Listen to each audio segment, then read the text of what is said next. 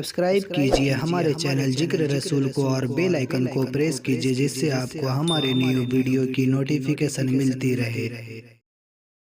तीन काम हैं कि कसम है उस जाते वहदहू ला शरीक की जिसके कब्जे में मेरी जान है। हजरत अब्दुर्रहमान इब्न औफ रावी हैं और सरकार कसम खा करके फरमाते हैं कि उस रब्बे कदीर की कसम जिसके कब्जे कुदरत में मेरी जान है, तीन काम हैं कि मैं उनके सिलसिले में हल्फ उठा करके कहता हूं, यानी मैं कसम खा करके कहता हूं कि ये तीन काम जो है इसका अज्र क्या है, सुने आप। ये तीन काम कौन से हैं उसे समात फरमाए। सरकार ने फरमाया सदका करने से माल कम नहीं होता, यानी इस बात पर हुजूर हलफ उठा रहे हैं, कसम खा कर कह रहे हैं सदका करने से क्या नहीं होता, माल कम। आप समझते हैं कि माल गया नहीं, माल आया। और यहां एक बात मैं अर्ज कर दूं, जब भी फैसला करना हो, बहुत नुक्ते की बात अर्ज करना हो, जब भी फैसला करना हो और फैसले के मौके पर एक तरफ ईमान हो और दूसरी तरफ अक्ल हो, तो ईमान पर फैसला करना, अक्ल पर फैसला मत करना। अब समझाता हूं आपको। आपके पास 10,000 हैं और कोई जरूरतमंद आ गया, घर पे भी आपके पास पैसे पड़े हैं, जरूरतमंद आ गया और उसे 8,000 की जरूरत है। आप 10,000 में से 8,000 निकाल कर देना चाहेंगे तो आपकी अक्ल कहेगी यार 8,000 कम हो जाएंगे 10,000 में से। ईमान कहता है नहीं, 8,000 देगा 80,000 मिलेंगे। तो अब होना यह चाहिए कि अक्ल के फैसले को छोड़ दो, ईमान के फैसले पर अमल करो।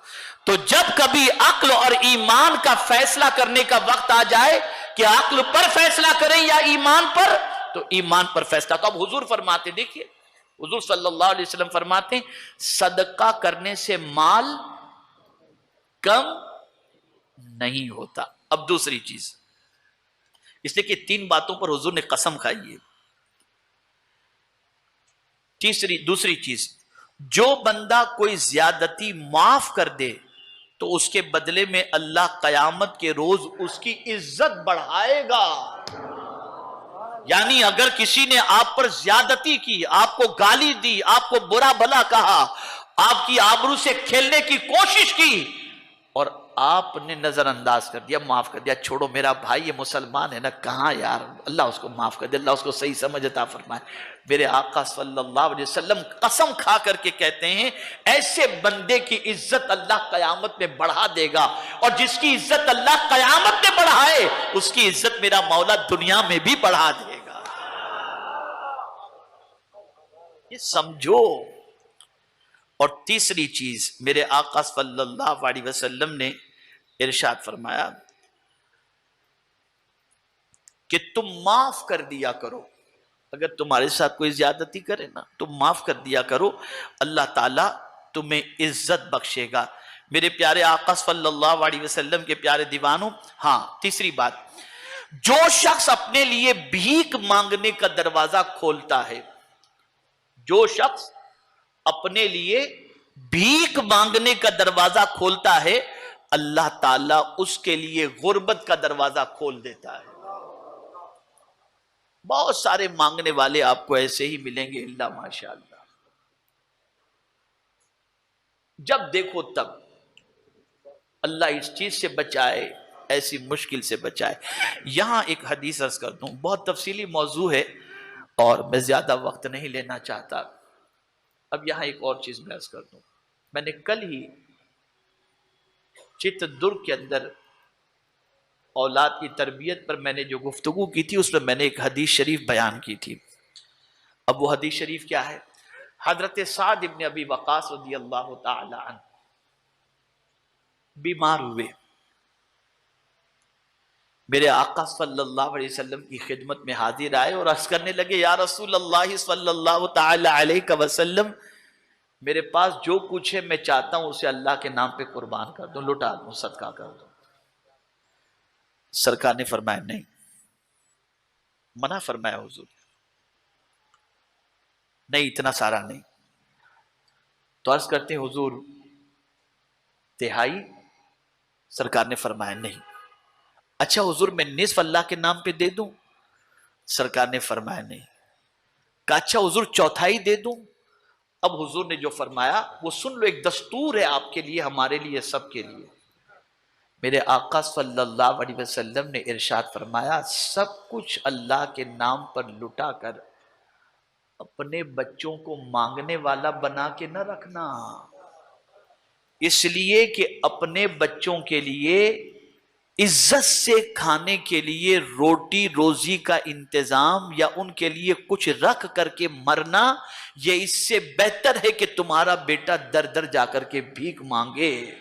یہاں ایک حدیث شریف، اس حدیث شریف کی روشنی میں سرکار اپنی امت کو یہ تعلیم دے رہے ہیں کہ سب لٹانے کی فکر مت کرو، اپنی اولاد کی بھی فکر کرو، اس لیے کہ اولاد کی ذمہ داری قدرت نے تمہارے سر پر رکھی ہے، اور تم اگر اپنی اولاد کے لیے انتظام کر کے اور کچھ رکھ کر کے مرتے ہو تو تمہاری اولاد کو در در ٹھوکریں کھانے کی ضرورت پیش نہیں آئے گی، ورنہ ہوگا یہ کہ تم سب دے دو گے اور تمہارا بیٹا کاسے گدائی لے کر سب سے بھیک مانگتا رہے گا۔ اسی لیے حضور کو مانگنا لوگوں سے بالکل پسند نہیں تھا۔ سرکار صلی اللہ علیہ وسلم اس کو عیب تصور کرتے، فرمایا کرتے تھے خیر الید ید العلیا، بہترین ہاتھ وہ ہے جو اوپر والا ہاتھ ہو، یعنی دینے والا ہاتھ ہو۔ میرے پیارے آقا صلی اللہ تعالی علیہ وسلم کے پیارے دیوانوں، انسان کی پریشانی کو دور کرنا اس کا ثواب تو ہے ہی، پھر اس کے ساتھ جانور کی پریشانی دور کرنا اس پر بھی ثواب ہے، اور مسلمان کی پریشانی کو دور کرنا اس کا ثواب تو کیا کہنا۔ میں آپ کو ایک واقعہ سناتا ہوں۔ اس زمانے میں جب یہ بال پین، فاؤنٹن پین، یہ ساری پینوں کا رواج نہیں تھا، تو لوگ لکڑی کی قلم سے جو ہے وہ سیاہی میں ڈبو کر لکھا کرتے تھے۔ ایک بزرگ اسی اپنے لکڑی کے قلم کو انہوں نے سیاہی میں ڈبوئی اور نکالے، لکھنا چاہتے تھے کہ ایک مکھی اس کے نوکے قلم پر، یعنی وہ لکڑی کا جو قلم تھا پر جہاں سیاہی لگی تھی، مکھی آ کر کے وہاں بیٹھ گئی اور اس سیاہی کو چوسنا اس نے شروع کر دی۔ اس سیاہی کو اس نے چوسنا شروع کر دی۔ وہ بزرگ قلم کو ایسے ہی پکڑے رہے جب تک کہ مکھی نے سیاہی نہ چوس لی۔ پھر سیاہی چوس کر مکھی اڑ گئی، انہوں نے قلم کو ڈبایا، لکھنا شروع کر دیا۔ کچھ دنوں کے بعد انتقال ہوا، وصال ہوا۔ کسی نے خواب میں دیکھا تو جنت میں ٹہل رہے تھے، پوچھا حضرت کس عمل نے آپ کو نجات کا سامان عطا فرمایا؟ تو جواب میں فرماتے ہیں پیاسی مکھی کے اوپر میں نے رحم کیا، میرے مالک نے مجھ پر رحم فرمایا۔ جب ایک مکھی پر مہربانی کرنے کا یہ اجر ہے تو مسلمان پر مہربانی کرو گے تو کتنا اجر ہوگا۔ تو آج کے بعد، آج کی اس نشست کے اندر آپ یہ سبق لے کر کے اٹھیں۔ بہت تفصیلی موضوع ہے اور میں وقت زیادہ لینا نہیں چاہتا، سسٹم کے اعتبار سے، دستور کے اعتبار سے میں سمیٹتے ہوئے عرض کرتا ہوں۔ 3 باتوں کو ذہن میں رکھو۔ پہلی چیز، کسی مسلمان کے عیب کی تلاش میں نہ لگے رہو، اللہ نہ کرے معلوم ہو جائے۔ اور یہ بات یاد رکھنا کہ ان تینوں چیزوں پر اللہ کے رسول صلی اللہ علیہ وسلم نے بشارت عطا فرمائی ہے۔ خبردار، نہ اپنی زبان سے کسی مسلمان کو تکلیف پہنچاؤ، نہ اپنے ہاتھ سے کسی مسلمان کو تکلیف پہنچاؤ۔ جب کوئی شخص اپنے ہاتھ اور اپنی زبان سے کسی مسلمان کو تکلیف نہیں پہنچائے گا تو یہ اس بندے کا مسلمان ہونا، وہ بندہ مسلمانوں میں افضل ہے اور وہ افضل اسلام کا پیروکار مانا جائے گا۔ اس سے یہ نہ سوچیں کہ غیر مسلموں کو مارو اور یہ کرو، نہیں نہیں، یہ مطلب نہیں ہے۔ مطلب یہ ہے کہ جس طریقے سے بھائی بھائی کا حق ہوتا ہے اس میں غیر شامل نہیں ہوتا، ایسے ہی اللہ کے رسول صلی اللہ علیہ وسلم پر نازل ہونے والی کتاب نے مومن کے ساتھ مومن کے حق بیان فرمائے اور فرمایا انما المؤمنون اخوہ، مومن آپس میں بھائی بھائی ہیں۔ تو اس اسلام کے رشتے کی بنیاد پر جو حق بن جاتا ہے اس حق کا لحاظ رکھنا ہے، ورنہ میں نے بتا دیا کہ جانور پر بھی ظلم نہیں کرنا چاہیے۔ ہمارے مذہب نے یہ تعلیم ہمیں عطا فرمائی ہے، تو ہمیں چاہیے کہ ہم اپنے ہاتھوں سے اور اپنی زبان سے مسلمان کی آبرو سے۔ ویڈیو اچھی لگے تو ہمارے ویڈیو کو لائک کریں اور ہمارے چینل کو سبسکرائب کریں۔